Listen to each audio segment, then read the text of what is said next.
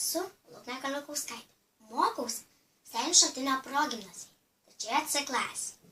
Šiandien mes gaminsime lašišos užkandėlę.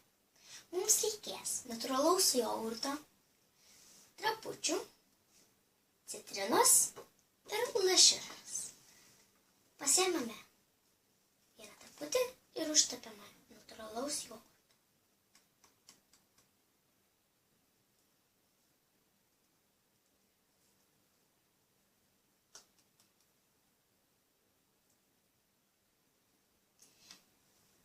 Padedame į lėkštę ir uždedame lašišas.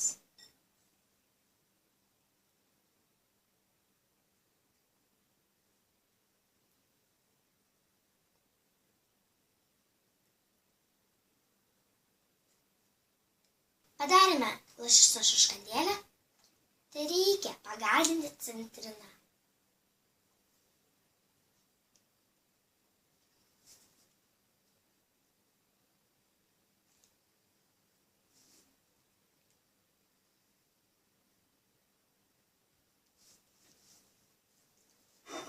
Skanaus, metu tau iššūkį.